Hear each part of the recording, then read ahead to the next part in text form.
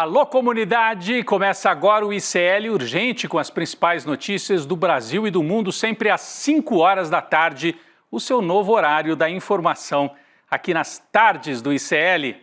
Sempre com a gente lá na redação já está a postos a Laura Cotio, que traz atualizações e hoje tem muita notícia chegando, especialmente de Brasília, porque amanhã começa o julgamento do Bolsonaro. O ICL vai fazer uma super cobertura. Boa tarde, Laura. Boa tarde, Rodrigo. Isso mesmo, a equipe do ICL já está preparada para o julgamento de amanhã. Exatamente. Boa tarde para você que mora nesse país em que um ex-presidente da República, cujos apoiadores, cujo filho, na verdade, eles diziam que poderiam fechar o Supremo Tribunal Federal com um cabo e um soldado. Pois bem, essa gente vai a julgamento a partir de amanhã lá no Supremo, que eles achavam que seria fechado com a implantação de uma ditadura. São as voltas que a história dá. Pois bem, amanhã começa na primeira turma lá do Supremo Tribunal Federal, começa o julgamento do chamado núcleo crucial do golpe, né? Podem se tornar réus Bolsonaro e outros 7 assessores, apoiadores, ex-ministros. Vamos dar uma passada rápida aqui. O núcleo crucial do golpe, segundo a Procuradoria-Geral da República, essa é a turma que vai a julgamento a partir de amanhã. Atenção, é o recebimento da denúncia por enquanto, não é o julgamento final. O Supremo, a primeira turma, vai dizer, eles viram réus ou não viram réus? Jair Bolsonaro e mais 7 estão por aqui.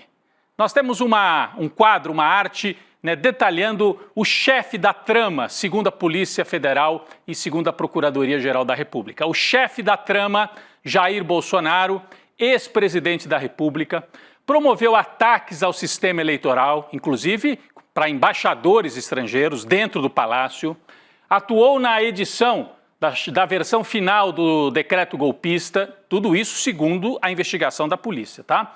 Pressionou militares a aderir ao golpe de Estado ainda em 2022, interferiu em relatório das Forças Armadas sobre as urnas eletrônicas e tinha conhecimento de plano para assassinar autoridades. Ele tinha conhecimento, segundo a Polícia Federal, do plano de que, se necessário, matariam Alexandre de Moraes, Lula e Alckmin, que àquela altura já estavam eleitos, e o Alexandre de Moraes, que era o presidente do TSE. Além do chefe da trama, quem é mais que vai a julgamento a partir de amanhã na primeira turma do STF em Brasília? Está aqui, ó, o núcleo do golpe. Alexandre Ramagem, deputado federal, ex-diretor da ABIN, diretor-geral, chefe da ABIN, acusado de prestar auxílio direto a Bolsonaro na deflagração do golpe. Almir Garnier Santos, o almirante Garnier. Ele foi chefe, o comandante-maior da Marinha Brasileira, acusado de aderir ao plano golpista numa reunião com chefes das Forças Armadas. O Bolsonaro perguntou para os 3, quem está comigo no golpe? E segundo a investigação, o Garnier foi o que disse, eu vou. Os outros 2 não teriam topado aderir. Ele também está no núcleo.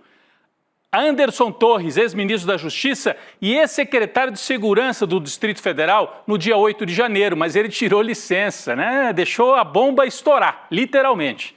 É acusado de mentir sobre as urnas, de fechar rodovias no dia da eleição, já que a Polícia Rodoviária Federal estava sob a guarda dele. Ele era o ministro da Justiça naquele dia do segundo turno, quando o bolsonarismo tentou impedir muita gente de votar. O núcleo do golpe, tem mais gente, tem mais 4 que nós vamos agora virar a página e mostrar. Vamos lá, gente, rapidinho aqui, a próxima página aqui que mostra os golpistas. Aqui, Augusto Heleno, general da reserva, ex-ministro.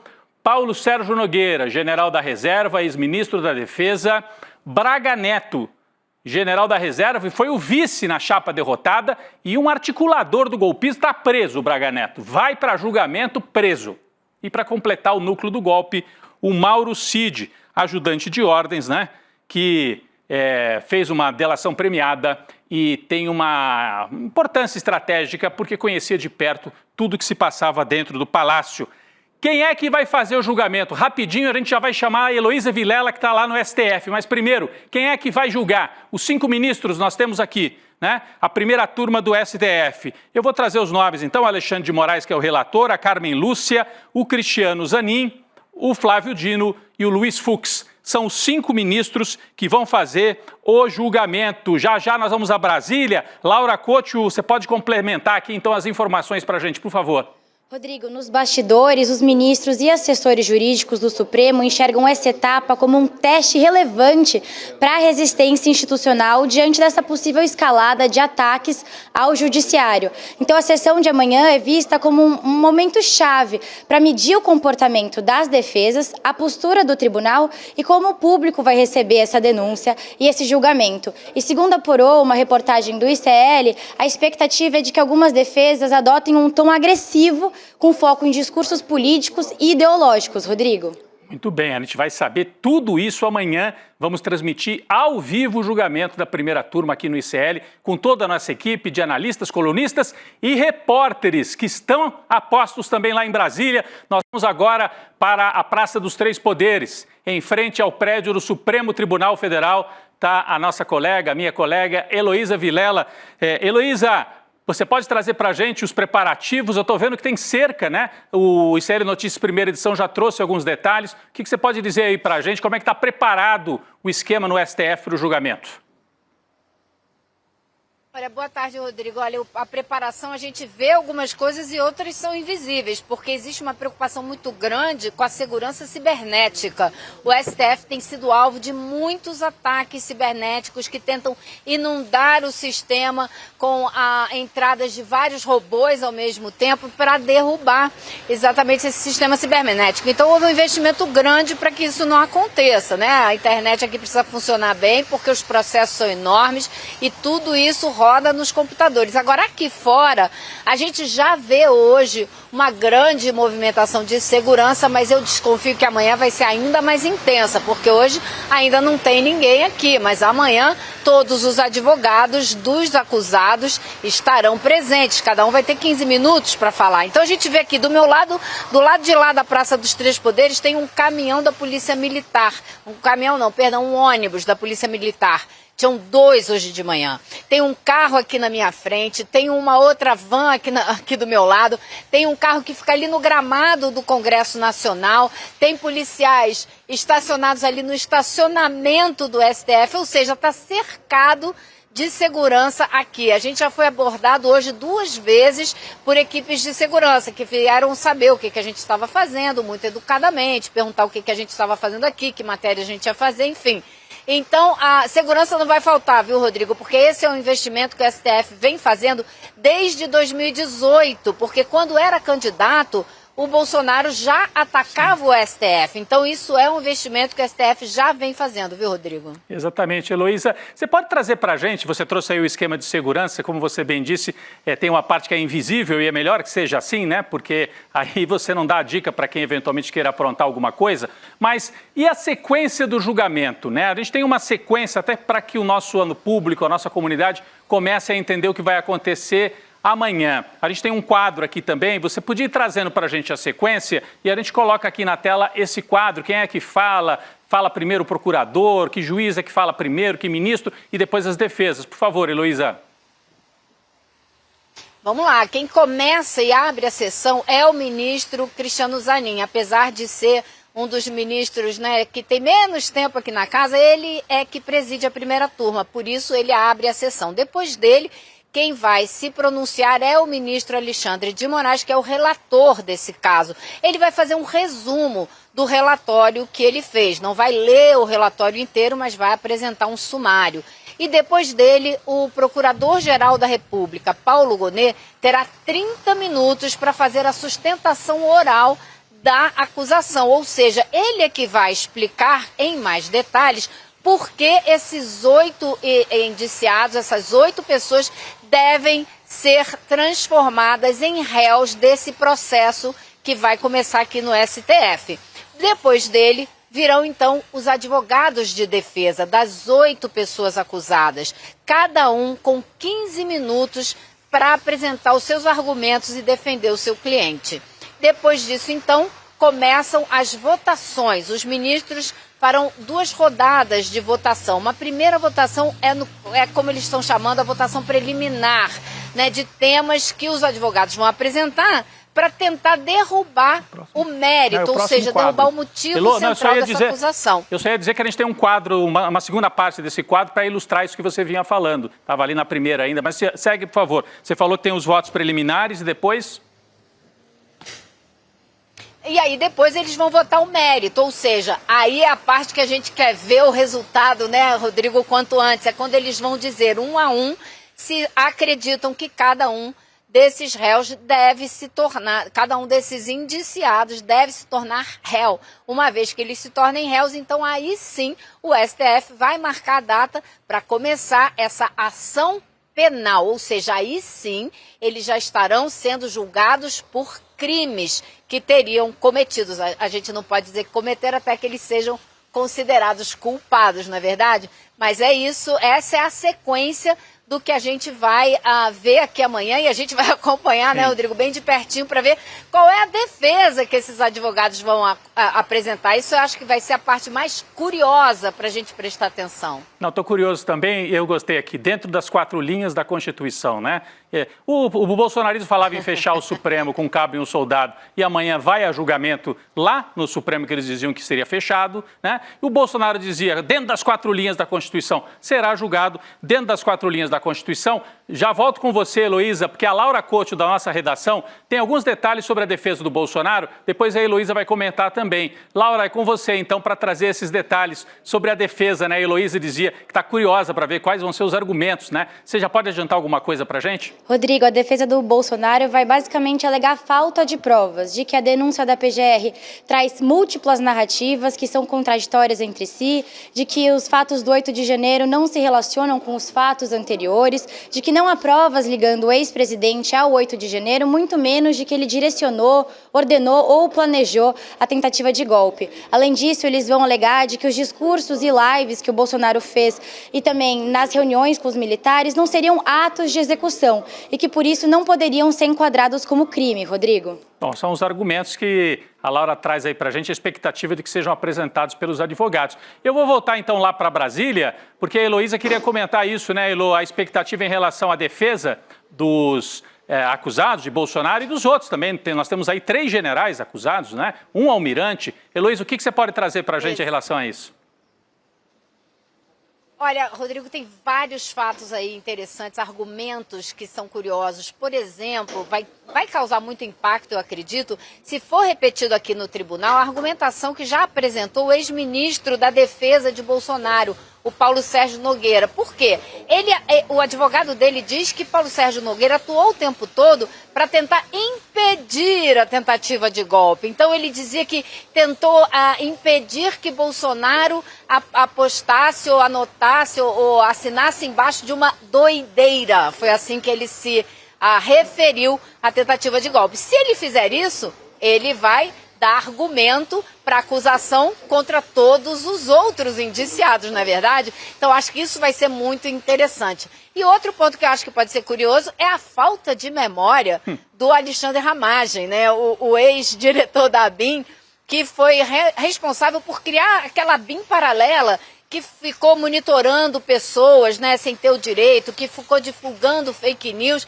Ele aparentemente não consegue se lembrar como um documento encontrado no computador dele, dentro da casa dele, foi para lá e era um documento que era uma lista de pessoas a serem monitoradas. Então, assim, casos curiosos que a gente vai ter que acompanhar daqui, viu, Rodrigo? Muito bem, Heloísa. Daqui a pouco você volta ainda nesta edição do ICL Urgente, porque a gente tinha outros 2 julgamentos de bolsonaristas acontecendo no Supremo, mas eles foram interrompidos. Então, daqui a pouco a gente volta a Brasília com a expectativa ainda do julgamento de Bolsonaro e outros 7 que podem virar réus, mas agora eu vou mudar de assunto sem mudar muito, porque nós vamos falar ainda da extrema-direita. O julgamento da cabeleireira Débora Rodrigues dos Santos no STF foi paralisado no fim da manhã de hoje, após o pedido de vista do ministro Luiz Fux. Vocês lembram? É aquela mulher que pichou a estátua da Justiça e, segundo os votos de 2 ministros, ela pegaria 14 anos de prisão. Então a gente teve hoje o pedido de vistas, ela pichou aquela frase, perdeu o mané, né? Na estátua da Justiça. O julgamento dela, no plenário virtual da primeira turma, terminaria no próximo dia 28, na próxima sexta-feira. Mas com o pedido de vista, a data para a retomada ainda será definida. Laura Couto tem mais informações, é uma novidade de hoje, né? Bem na semana em que o Bolsonaro também será julgado. Laura. Pois é, Rodrigo, o placar está 2-0, então votos do Alexandre de Moraes, que é o relator do caso, e do Flávio Dino.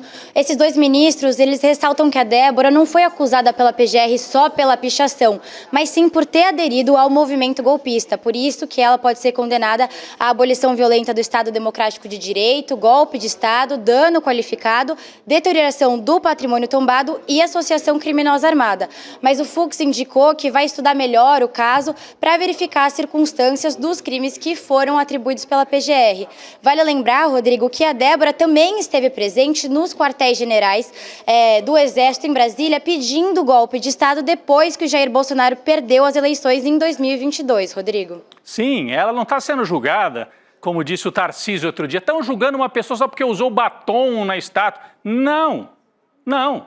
Ela participou de várias etapas desta atividade que poderia levar, sim, à implantação de uma nova ditadura no Brasil. Então isso é importante que fique claro. O ministro Luiz Fux pediu vistas e para, por enquanto, o julgamento e retoma em breve. Olha, juristas, Laura, consultados pelo ICL, e isso está na página do ICL Notícia, eu vou até pedir para a gente, não sei se a gente pode colocar no telão também esta notícia, juristas consultados pelo ICL não viram irregularidade nem desproporcionalidade na pena estabelecida pelo relator do caso, Alexandre de Moraes, para a Débora, 14 anos. Eu vi os bolsonaristas dizendo, é muito tempo, coitada, uma mulher estava lá com o batom. Né? A matéria do ICL.com.br entrevistou, por exemplo, Marco Aurélio de Carvalho, coordenador do grupo Prerrogativas. Ele disse que a pena para a deterioração do patrimônio público não passaria de 3 anos, mas os 14 anos de prisão não são só, nem principalmente por conta da pichação. Era o que eu vinha dizendo. Ela não está sendo julgada por ter pichado uma estátua. Não é isso. Os bolsonaristas jogam com esta meia-verdade, que é uma mentira completa. Né? Então, é muito importante a gente ter essa matéria, quem puder depois acompanhar lá no nosso site. Os bolsonaristas têm usado o caso da Débora Rodrigues para tentar desqualificar os crimes cometidos. Há uma tentativa de conquistar uma suposta adesão popular ao projeto de anistia. A família da Débora deu entrevista também para o site Metrópolis, aparecendo como vítima. Né? Deu uma entrevista para o site Metrópolis, a gente não vai rodar aqui, porque é uma operação midiática usando um meio de comunicação. A família da pichadora do STF conta qual foi a reação dela à pena. Eu acho que faltou entrevistar os policiais que foram agredidos por essa turma que invadiu os 3 poderes, né? Faltou entrevistar algumas outras pessoas, mas é uma operação que tem o apoio de alguns setores jornalísticos para tentar transformar a Débora numa vítima e, a partir daí, também fomentar essa narrativa de que há um exagero, de que há perseguição exacerbada aos golpistas. O julgamento está interrompido, mas tudo isso está em jogo, viu, gente? Tudo isso está em jogo e já tem 2 votos a 0 pela condenação a 14 anos de prisão para a Débora, uma das golpistas do 8 de janeiro. Já já a gente volta a falar das coisas de Brasília e dos golpistas. Falando em ditadura militar, em extrema-direita, nós vamos agora para a Argentina. São esperadas milhares de... É esperada a presença de milhares de argentinos na Praça dos 3 Poderes hoje. Aliás, eles já estão pelas ruas. A gente tem algumas imagens aqui feitas, sabe por quem? Sabe quem é que está lá e gravou imagens aqui para o ICL? Eduardo Moreira. O homem estava em Cuba, agora está na Argentina, na manifestação que lembra a implantação da ditadura militar de 1976. O dia 24 de março é uma data muito séria para os argentinos. A gente já tem o vídeo pronto do Eduardo Moreira. Vamos rodar então. O Edu está lá no meio do povo, chegando na Praça de Maio e tem mais informação para a gente. Vamos lá, Eduardo Moreira. Eu estou aqui na Praça de Maio, onde fica a maior concentração da manifestação de hoje, dia 24 de março, data que recorda os 49 anos do golpe militar na Argentina. Uma multidão, centenas de milhares de pessoas, e você tem sindicatos, associações, mas muitas famílias também. E um clima de resistência muito grande que vocês estão vendo aqui, ó. é realmente uma energia inspiradora.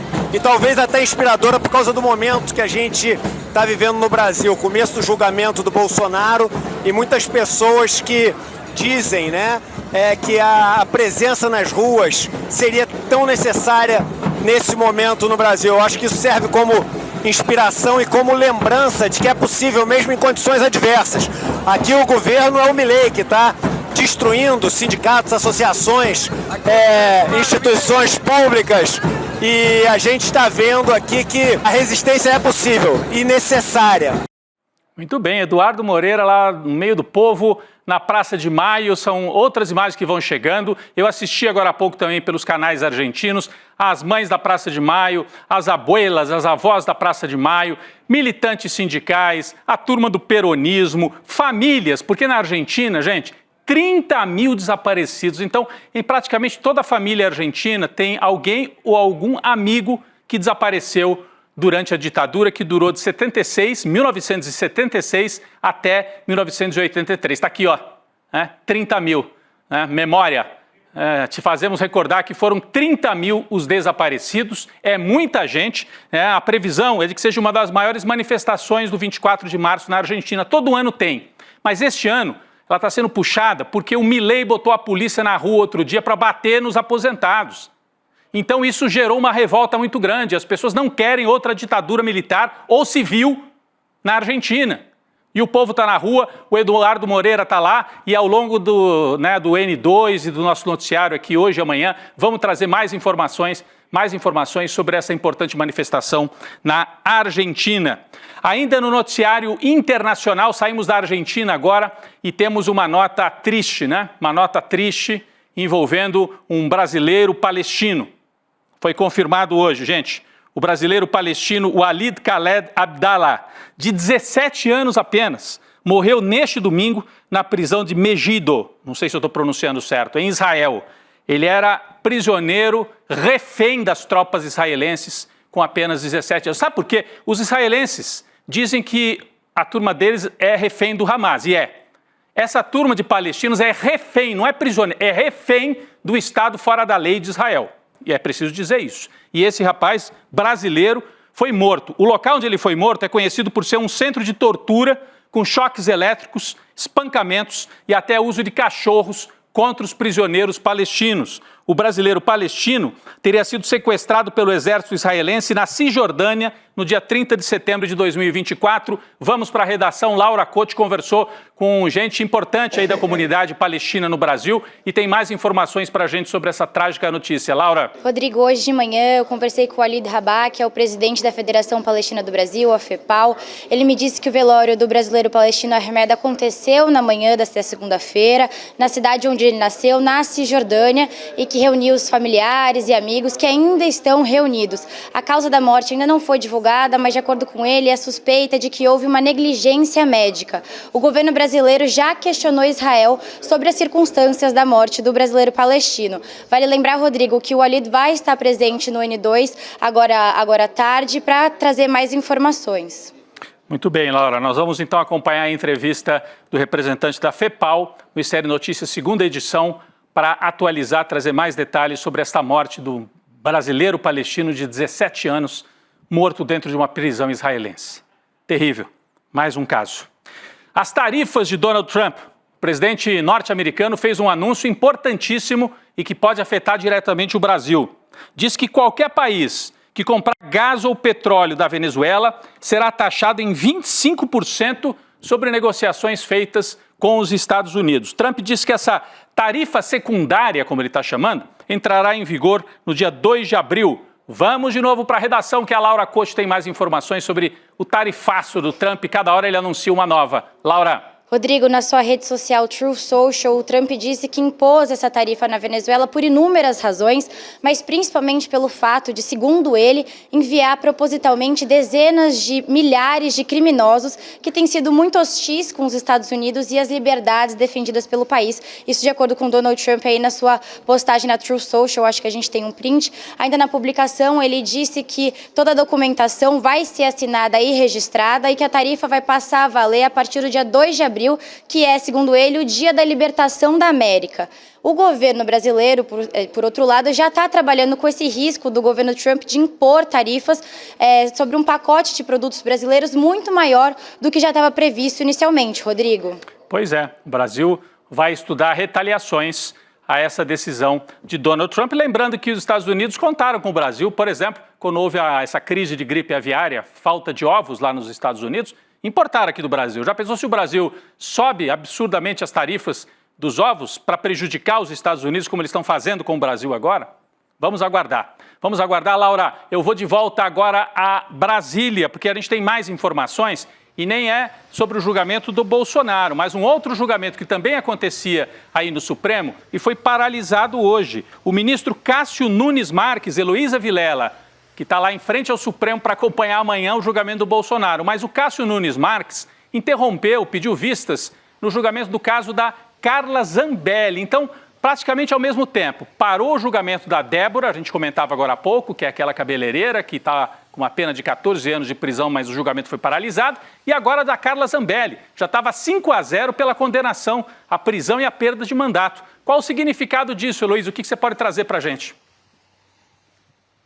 Olha, Rodrigo, é interessante porque além dessa coincidência dos dois casos terem sido parados assim, poucos minutos de diferença um do outro, todos os dois só precisam também de mais um voto para formar a maioria, para caçar a Carla Zambelli e condená-la e também para condenar essa cabeleireira que participou aqui do atentado do 8 de janeiro. Então todos os dois só precisam de mais um voto. E o que acontece agora, né? Os dois processos são interrompidos por até, no máximo, 90 dias. É o prazo que os dois ministros, né, o Fux e o Cássio Nunes Marques, que pararam cada um dos dois processos, têm para se pronunciar. Se eles não se pronunciarem, o caso é reaberto automaticamente. Então, a gente pode ter aí 3 meses de atraso nesse julgamento, mas eles vão continuar e, como eu disse, falta só um voto em todos os dois para condenar todas as duas, tanto a Carla Zambelli como a Débora Santos. Rodrigo. Muito bem, Heloísa Vilela, que está ali a postos em frente ao Supremo Tribunal Federal